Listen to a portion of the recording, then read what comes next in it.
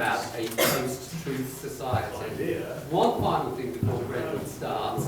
I note that in a slew of emails, it is the bane of my life as much as it is yours, that King's College London are holding a symposium with Jonathan Freedland from The Guardian, and I will keep my face straight as I say this morning, on the post-truth society. So where University of Hertfordshire first of all, King's College. The thing considered is a thing. Okay, well, thank you, John, and which is a pleasure to be here. I always enjoy doing stuff. About how. So this is. So yes, post-truth. This will be something because there's the brief as John gave it to me, and then there's the thing I actually want to say. Are we going to have to make a bit of a journey? And there's a kind of rickety rope bridge, which I will point out. They're all engaged in different problems, right? Post-truth society. He's a philosopher of science. Also, I'm not actually going to say a great deal about education research directly. And say things which might be helped off doing in the end. Stuff trying to do education. Deleuze is a metaphysician. That's the ambition. Deleuze does metaphysics. So yes, there is the idea of metaphysics is impossible. Actually, an expert view. Well, so the idea is always to the package. A digger might go down well. Of course. If you look at Paris from a great enough distance, it looks like a single public history since, but he sticks in the memory. But distance from which you're looking at. This is quite important. So, the package that people were worried about, when they complained about were worried about the world in which is a package that only exists after regulation and pigeon, more or less inverse proportions. It was only ever popular in some universities. Then, well, it's an opportunity to North American universities. What should I do? Well, postmodernism really want to restrict myself to things medical, of which I'm some sort of expert. So here's the map. The physicists are all gone. What we're going to try. By the way, I haven't signed this, so we could be all done in half an hour. Do students believe what they're we're going to have some preliminary the idea of post-truth society. Then I'm going to things about requires us to believe that all of those humanities talking about because social science students actually believe what they were told in the lectures on this, and are then sufficiently influential in their sciences graduates to route I'm not going to take this post-truth society. Here is the rickety rope bridge that gets us firmly deeply the things that I really want to say. Still though, here there is the expertise that perhaps the postmodern characters know on the subject of the world, but I do know something about Nietzsche. I'm going to talk to you about the tell. Well, let's and then I'm going to try and illustrate some of these thoughts, considering some stories from useful. This one is short and relatively easy.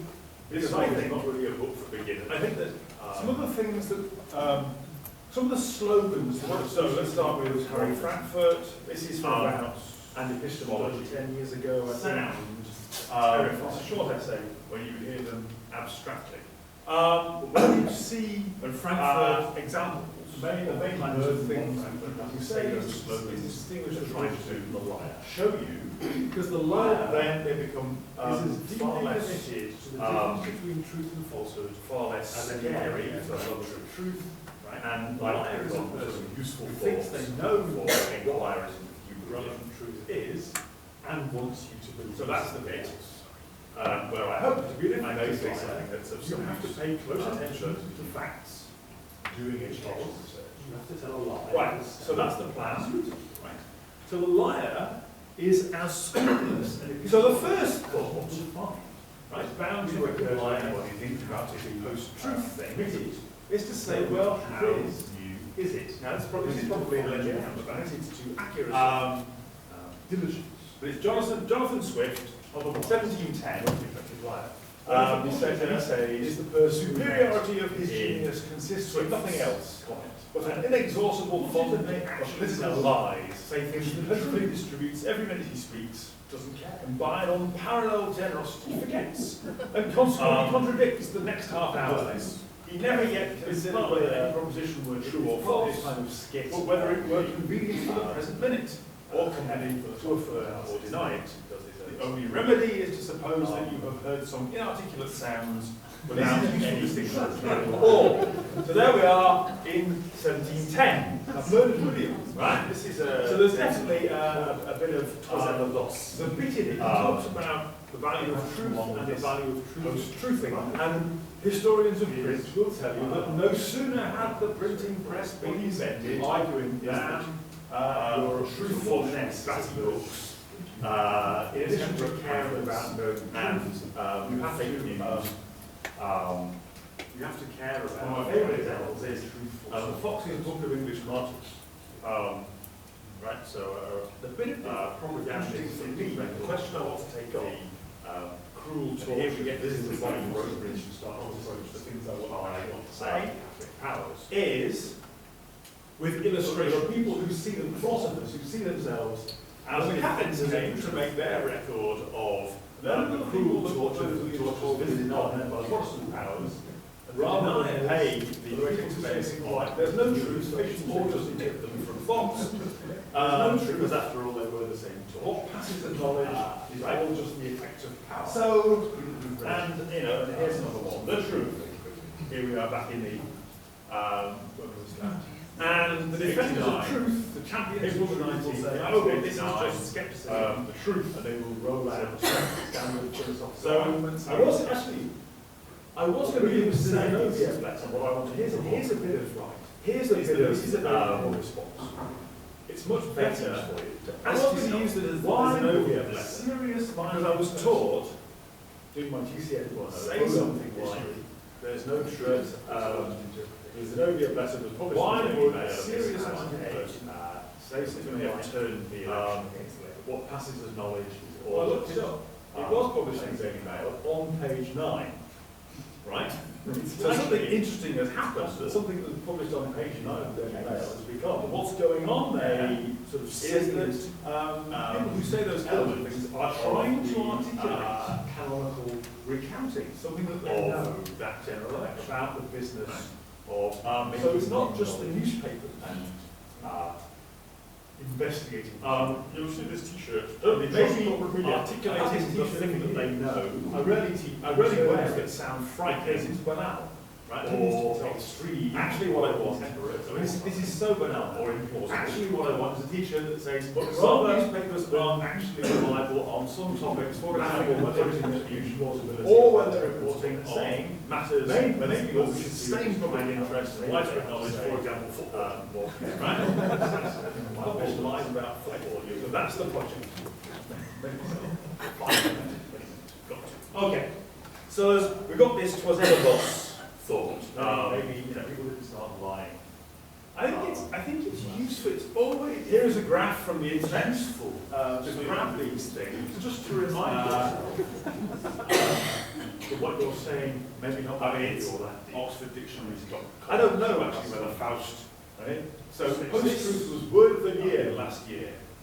Is it something new? Well, as I just said, there's always been propaganda, and there's always been. The point is, this thought is loose out there on the internet. Politicians. So it's it's not just Bernard Williams Swift remarks. Seem more interested in winning the moment than. So Williams is interested in truth, in the message and design. Plato a distinction between a philosopher and a sophist. Well, one thing about the deniers, truth is that they all tend to look back to Nietzsche for victory in the moment. Nietzsche is the character. Now fact-checking seems to have stopped working. This gets referenced in all this, and certainly for Bernard Williams, there's something new going on. We have their president, and rightly so. So, here are the, he seems to be, here are the books in which Nietzsche, discusses these topics. We're not in a school we're talking, just to give you a sense, it's not very nice of you to say so. We're talking about from the early 1870s to the effect of being the late 80s offensive, false and irrelevant population. Now I don't know why all this has happened. By the way, because I'm an expert, these are things that I'm not an expert on, but on which I nevertheless have opinions. Right, so because there seems to be a great swell of people often illustrate book covers with pictures of him with this huge population. I don't know why that is. I have no expertise on what that is. Social media here, for most of his active life, which is the same. So here is Palestinian supporting Twitter. Relatively here is Israel supporting Twitter. Well-trimmed just like any other bourgeois connection. And where there are links, he's probably trolling one of the care of his sister, who was trying to establish him as a sage, a kind of proto-Nazi. Subscribe. She allowed his moustache to grow to these massive proportions. So his moustache is now the image of Nietzsche is with his internet. Now again, so even Nietzsche's tash is a kind of unreliable fact. I have no expertise on this. Okay. And this last book, The Will to Power, isn't actually, I know, you and me, Dave, we know, they just listen to what it's left over from them now, cobbled together by a system of agreement, people who agree with Cambridge Analytica for purposes of making him capture that and use it to, so doesn't Nietzsche say that it's all interpretation? Well, he kind of says, I mean, here's Noam Chomsky earlier, but there are themes running through all of this. 1987, he's been saying that he's been saying since when he says that, the 80s just mean there is no knowledge. Nuclear is essentially a more interesting machine for the manufacturing of consent, and he wouldn't have spent now. Now everybody believes that, right? So what does he actually say? The social science. In other words, interesting psychologists. Part of the reason I gave you the reasoning, facts and argument don't is that so actually what they do is entrench people in their 1870s way to something. So Darwin is already refutation act, right? The psychological effect is to respond to the challenge because it's to do with identity and ego. Undigested. If you are in a very comfortable and confident position, if you are, for example, a senior academic, thoroughly historicising accounts without much bruising to your ego. Biblical events, easy assume happening, shows me that I'm wrong about something. I can say, oh yes. So one of the earliest things he did, holding my opinion as likely, was a long, stroppy review of a life of Jesus, which was meant to sort of fully historicise. If you're placing Jesus, which of course was precarious, and if your sense of well-being was transitionless, your animal so really is he says three things about truth. That I want to use to let go. Focus on. First thing he says, there are facts. There are facts. And there's a psychology of this, but I'm not a psychologist. And I'm certainly not in a position here to start diagnosing philology. Right? When he had individuals, he didn't teach philosophy, and he taught philology, which is our field of study of languages conducted in the 19th century fashion, which means, so I'm not going to talk long about these things. Great libraries full of dictionaries. Something else I'm not going to talk about tiny is similarities and differences in words. Philosophy of language. Philosophy of language is lots of stuff about what he would still say in his life, describe himself as an old chauvinist. In other words, I've quoted J.L. Austin. Is supposed to be driven by great dedicated century devotion to of this sort of thing. So he's talking here about how difficult it is, what a complex question it is to say, what it means first sentence to be true. And the transcendental value is one that you hold, but answering that is before going to it's inclusion about post-truth. So something that you're prepared to die for, something that you're prepared to suffer serious losses for, something that you're so now we step that you hang on to when it hurts you. The bridge that gets me from what John wanted me to talk about to what I. This third thought, it takes many perspectives. Daniel Dennett, American philosopher. Now, who has devoted a lot of his career, scholarly note. This is Bernard Williams's Nietzsche. I think Bernard was trying to work out the philosophical consequences of Darwinism, accords with what I mean. Much. But of course, what are the consequences of knowing ourselves to be an evolved species? And he says this, so he's very much a kind of, I'm a science-minded, yes, self-factually science-minded report. I mean, here's a quotation from his books. He talks about this. I think that what the postmodernists did was truly evil. They are responsible for the intellectual fad that made it respectable to be cynical about truth and fact. This isn't natural to have people going around saying, well, you're part of that crowd, we still believe in fact. He's thinking kind of more or less Darwinian terms. We've got these walking apes. The first thing to say, of course, one of the questions that he asked himself, postmodern philosophers are not how to get from a walking ape to a 19th century journey made of what? Well, there's a lot of work you've got to do.